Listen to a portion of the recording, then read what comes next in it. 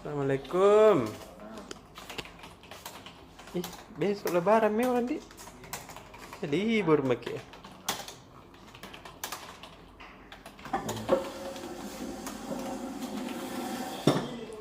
Sebelah betul nah.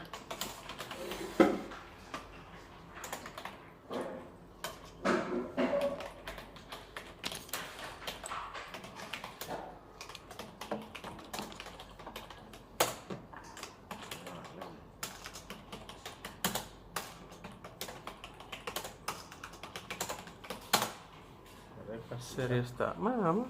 2 tahun tidak bisa lebaran di kampung karena COVID-19. Begini mi Tribuners, kalau lagi mengetik. 19. Nah, bagaimana caranya tuh? Loncar sambil mengetik. Orang paling jago nih kalau begitu. Gitu. Jadi kita lagi menyusun berita tentang mudik. Diperkirakan puncak mudik terjadi hari Jumat Sabtu ini. Jadi hari ini sampai besok diperkirakan itu sudah puncak mudik. Jadi kalau teman-teman warga kota mau mudik dengan tidak terlalu macet di jalan dari Makassar ke Bone, Makassar ke Parepare, Makassar ke Selatan, Toraja, kemana, ke Bulukumba, ke Sinjai, mana mungkin hari Senin, hari Minggu paling enak mudiknya. bagus ya. Ya, karena kebanyakan orang akan pulang hari Jumat Sabtu.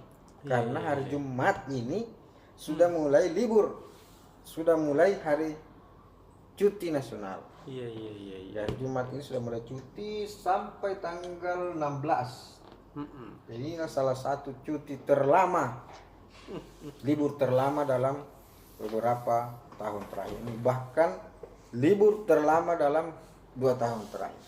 Iya. Di beberapa pengurus masjid di kompleks di Makassar sudah mulai begini-begini. Kenapa dong? Kan awalnya mereka sudah mempersiapkan panitia pelaksanaan Idul Fitri. Iya. Tapi ternyata semua warga di kompleksnya mau pulang kampung semua. Dede. Jadi dia bilang, kalau kita undang hatib datang, Iya. tiba-tiba hanya 5 orang yang tinggal, Gitu. semuanya pulang kampung. Bagaimana nih? Makanya di beberapa masjid di Makassar, termasuk di beberapa di Maros, di sekitar Monconloy Maros yang dekat-dekat dengan Makassar di situ, Iya. itu sejak bulan Ramadan selalu diumumkan ke jamaah bahwa yang mau pulang kampung silahkan melapor ke pengurus masjid. Iya tahu. Jadi sekarang ini kalau orang mau pulang kampung, tidak cukup lagi hanya dengan melapor ke ketua RT RW, Iya. tapi harus juga melapor ke ketua pengurus masjid. Iya tahu. Kenapa? Karena pengurus masjidnya mau mendata berapa orang yang tinggal ini. Iya deh. Karena kalau misalnya hanya 40 jamaah di situ, kemudian 38 pulang, berarti hanya 2 yang tinggal. Berarti tidak usah bikin salat Idul Fitri di situ. Lebih baik kita gabung di tempat lain. Iya tahu. Yang ironis lagi karena pengurus masjid juga ganti-gantian tinggal. Karena ada beberapa masjid ya biar juga pengurusnya semuanya pulang kampung. Iya, kedua tahun ini kau. Tidak kampung. Itulah fenomena yang terjadi di kota kita. Dede. Dan Bapak Kepala Kepolisian Republik Indonesia Sulawesi Selatan, Bapak Kapolda Sulawesi Selatan, Irjen Polisi Nana Sujana, Iya. memperkirakan bahwa sesuai data yang beliau peroleh, sebanyak 1 juta lebih warga masuk di Sulawesi Selatan per kemarin 28 April. Mudik semua. Jadi ada 1 juta orang warga Sulsel masuk di Sulsel. Jadi sekarang kalau penduduk Sulsel 8 juta, berarti di masa lebaran ini ada 9 sampai 10 juta orang di Sulawesi Selatan. Tapi anehnya Makassar justru sepi. Mana? Semuanya keluar. Oh iya tahu. Transit gitu. puncak kemarin kan puncak keramaian di Makassar itu terjadi awal pekan ini Iya. sampai akhir pekan ini. Makassar betul-betul sangat padat. Kalau malam itu macet sekali karena orang dari daerah semuanya masuk ke Makassar. Ya mana bikin? Belanja. Ya tahu Wadi. Padahal ada tonji tempat belanja di sana. Nggak lengkap kita tahu. Yang lucu itu kalau orang dari Takalar, dari Jenek Ponto, dari Pangkep, Baru, Maros ke Makassar hanya untuk belanja di Indomaret, di Alfamaret, di minimarket. Padahal ada tonji di dekat rumahnya. Nah, itu tonji yang dijual di sana, itu tonji yang dijual di Makassar. Itu minimarket yang dijual minimarket di daerah. Sama aja yang dijual di Makassar. Iya. Tapi ada tuh yang orang bilang enak mentong beda es krimnya kalau dibeli di Makassar. Padahal sama-sama jadi ngilang buloncong. Itulah yang disebut godaan ibu kota. Oh iya tahu Wadi. Sama aja kita. Kalau pergi ke desa, Iya. ada tonji gunung di sana di BTP itu. Kalau kita ke BTP Makassar kelihatan tonji gunung di situ. Iya. Tapi tidak enak tuh rasanya selfie di situ keluar tompik di daerah itu baru ada gunung baru selfie itu. Banyak tonji sawah di Sudiang. Iya deh. Banyak di sawah di Lakang. Iya. Ada banyak di kuda. Banyak di sapi di Samata. Tapi enak tuh kita kalau langsung di Dianu ke kampung. Tapi kenapa nak? Apa sih? Nama makannya Apa ini? coklat. Kenapa sih? Tapi kenapa nak justru? Kenapa dia ambil coklatku? Nggak tahu sih. Tapi kenapa justru? Nanti enak kalau di daerah kayak begitu. Suasana tahu atau? Itu di suasana. Iya deh. Yang lucu itu kalau orang dari Makassar pulang ke kampung, di kampung di warkop je lagi tinggal cerita. Sama di warkop yang ada di Makassar, malah warkop yang ada di daerah kadang lebih bagus suasananya dibanding Makassar. Musiknya lebih bagus, warna peliknya lebih bagus. Itulah yang dinamakan itu apa itu ya? Sudah terbangun di mindsetnya. Iya. Jadi itulah Tribuners kita besok menyajikan bahwa disinilah titik-titik paling macet. Silahkan bisa dilihat fotonya nanti itu. Iya. Kita lihat fotonya di halaman 1 Tribun, foto jalur Cambah di Kapang itu. Di mana di situ biar motor yang mogok akan menimbulkan kemacetan sampai di Kota Maros. Kemudian sampai di ujung tol dan bisa macet sampai di Makassar. Itu bahayanya itu kalau kapan terjadi apa-apa di situ. Dan ironisnya di situ tidak ada jaringan telepon, tidak ada internet. Jadi kalau rusak motor tidak bisa ikut yang apa-apa. Yang lebih sadis lagi hampir tidak ada petugas yang standby di situ. Iya. Jadi kalau terjadi ada mobil yang mogok di situ di Kapang, maka penumpang yang di belakangnya siap-siap untuk bermalam di situ. Iya. Ya karena tidak bisa begitu ada mogok saat di situ setengah mati dia lewat. Iya deh. Nanti kita bisa lihat fotonya itu betapa sempitnya jalanan sepanjang itu. Betul. Dan betapa tidak bisanya lagi diperluas jalanan. Iya. Tidak bisa diperlebar jalanan. Karena belok sedikit sudah jurang. Iya. Belok sedikit di sini sudah batu karang. Betul. Jadi di sebelah kiri jurang, sebelah kanan batu karang. Jadi semuanya tidak bisa digeser lagi, diperlebar sedikit. Itulah dan begitu nih kondisi jalan yang dilewati oleh saudara-saudara kita dari Makassar ke Bone sejak zaman penjajahan Belanda. Dan jalan ini dibuat salah satu yang disebut era kerja paksa. Iya. Jadi kalau bukan Belanda yang memaksa orang bekerja di situ tidak ada jalan lagi. Betul. Dan ini juga peninggalan Belanda ini yang paling berharga di Sulawesi Selatan. Betul. Dan tidak ada sekarang jalan yang bisa. Sudah puluhan tahun Indonesia merdeka, belum bisa membuat jalan seperti itu lagi. Bahkan memperlebar jalan yang sudah dibikin oleh Belanda saja itu tidak bisa dilakukan oleh Indonesia. Untung ada Bapak Gubernur Sulawesi Selatan Syahrul Yassin Limpo Itu. yang membuat jembatan melingkar di Patunuangasu itu menjelang Iya. Maros, Camba, menjelang Betul. Kota Maros. Sehingga ada sedikit perubahan di jalan Camba itu yang dibangun oleh pemerintah Belanda sejak Kerennya Pak Syahrul. zaman dahulu kala.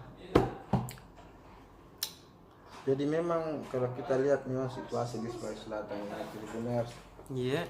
harus memang kita akui bahwa masih ada ketidakadilan dalam pembangunan jalan. Iya kak. Kita lihat jalanan dari Makassar ke Parepare itu lebarnya luar biasa, Iya. bahkan sampai 4 jalur. 2 mobil beriringan bisa lewat di sebelah kiri, Iya. 2 mobil beriringan bisa lewat di sebelah kanan. Jadi 4 mobil beriringan. Sungguh. Betul. Sampai di baru dan selalu diperlebar. Sementara kalau kita lihat selatan-selatan Iya kodam. dari Makassar nggak usah jauh-jauh. Begitu kita keluar dari perbatasan Goa, Iya. dari Makassar Goa sudah masuk di Sungguh Minasa, luar biasa itu macetnya. Deh. Apalagi kalau kita belok kiri sedikit di Sungguh Minasa, kemudian belok kanan lagi sedikit menjelang Jembatan Kambara. Aduh, itu luar biasa macet. Itu Keluar lagi dari kancing. situ sempit sekali jalanan Iya. sampai di Bulukumba. Betul. Dan itu jalanan yang kita lewati dari Makassar ke Bulukumba sempit sekali. Hampir sama dengan jalanan yang kita lewati dari Camba, dari Makassar ke Bone lewat Camba. Tahu? Dari Makassar ke Sopeng lewat Bulu 2 sama sempit. Hanya 2 jalur yang bisa lewat. Jadi kalau ada mobil di depan tak pelan-pelan, kita juga harus di belakang pelan-pelan. Oke. Maka penderitaan yang paling sempurna pada saat kita berkendara dari Makassar ke Bulukumba adalah berada di belakang truk. Apalagi kalau truknya mengeluarkan asap yang hitam kepul dan berbau. Iya. Makin sempurna lah kita. Baru mobil tua ton dipakai. Setengah mati. Mau lewat melambung motor saja dari depan tidak bisa nih. Iya. Apalagi kalau mobil. Tapi dari Makassar ke Parepare, biar tidur-tidur juga. Badan. Kecuali di menjelang Jembatan Putih di Maros. Maros. Kan dilarang sen lewat di situ, harus dipaksa lewat Iya. ke jalur kanan. Terima. Jadi wajar tahu kalau masyarakat di kawasan selatan-selatan itu orang Takalar, orang jenis Jalan Takalar, jenis Pantai. Bulukumba, Sinjai berteriak bahwa kami juga butuh pelebaran jalan. Iya tahu. Dan kenapa tiba-tiba kereta api yang dibikin? Kak. Sementara jalanan mereka belum seperti jalanan dari Makassar ke Parepare. Seperti mestinya juga diusahakan dulu diperlebar dulu jalanan dari Makassar ke Bone lewat Camba. Dari Makassar ke Sopeng lewat Bulu 2 diperlebar. Minimal setara dulu dengan jalanan Makassar ke Parepare. Iya. Atau jalanan dari Makassar ke Bulukumba juga diperlebar. Supaya bisa setara dengan dari Makassar ke Parepare. Iya. Barulah kita memikirkan untuk bikin. Keren. Kalau semuanya sudah sejalan. Kita doakan terus benar mudah-mudahan proyek yang dirancang oleh Wali Kota Makassar Bapak Dani Pomanto untuk membuat jalan tol dari Makassar ke Bira Ya bisa tahu. terlaksana. Wih, hebat tapi. Tapi luar biasa dia yang Pak Dan. Iya. Dia mau bangunkan jalan orang Goa, orang Takalar, orang Jenek Ponto, orang Bulukumba. Mulianya. Sungguh mulia hati Pak. Meskipun di luar kewenangannya. Iya deh. Beliau hanya wali kota Makassar, tapi memikirkan rakyat Goa, rakyat Takalar, rakyat Jenek Ponto, dan rakyat Bulukumba. Tahu adik. Itu baru keren. Iya. Mudah-mudahan Orang tidak Makassar dituduh Pak Dani mau jadi gubernur. Iya tahu. Karena tiba-tiba dia mau bikin jembatan kembar di Baromo. Tiba-tiba dia mau bikin jalan tol ke Goa. Mau bikin jalan tol ke Takalar. Langsung bilang gubernur kita ini Pak Dani atau wali kota? Kayaknya mau gubernur ya. Itu wajar tahu. Tahu. Kan 2 periode menjadi wali kota. Oh iya di, nggak bisa milih lagi di. Apalagi kalau dia mau berpasangan dengan wali kota, bupati yang ada di sekitar sana tuh. Iya. Hebat kita. Itu kan. Sudah. Selamat mudik. Iya tahu. Selamat mudik Dan semoga di kepemudikan kali ini kita bisa sampai di tujuan kita masing-masing. Dan satu pesan orang tua kita, Bugis Makassar Mandar Toraja, bahwa kalau kita ingin mudik, jangan tinggalkan rumah sebelum kita sampai di tempat tujuan mudik kita. Jadi batu memang kena pakai lampa, letup pakai napak joka. Jadi duduk dulu tenang-tenang, kasih tenang hati kita, kasih baik napas tak. Bayangkan diri kita sudah sampai di kampung halaman, baru kita tinggalkan rumah kita. Itu yang disebut sampai baru pergi. Dalamnya pesan. Jadi berniatlah untuk sampai dulu sebelum kita tinggalkan rumah kita. Nah, itu nampaknya orang-orang tuanya dulu. Makanya orang tua kita jarang ada kecelakaan di jalan. Iya tahu. Karena memang sampai biar tidak ada yang bisa halang karena sudah sampai. Jadi dia hakikatnya sudah sampai di sana, tinggal syariatnya saja yang dia harus jalani. Iya. Karena tidak enak kalau langsung sampai di sana tidak naik motor dulu sampai. Tidak enak kalau tiba-tiba langsung di sana tidak pakai mobil dulu. Betul tahu. Karena belum pakai wali. Beda dengan wali-wali dulu harus bukti begini. Ada misalnya. Karena kita ini belum piwali, jadi kita harap berniat dulu, bertekad dulu, membayangkan diri kita dulu sampai, baru kita Berangkat. Dalam. Mudah-mudahan kita semua sampai sebelum kita tinggalkan rumah kita. Dan lebih hebat lagi kalau kita membayangkan diri kita sudah kembali lagi ke Makassar, baru kita tinggalkan Makassar. Assalamualaikum warahmatullahi wabarakatuh.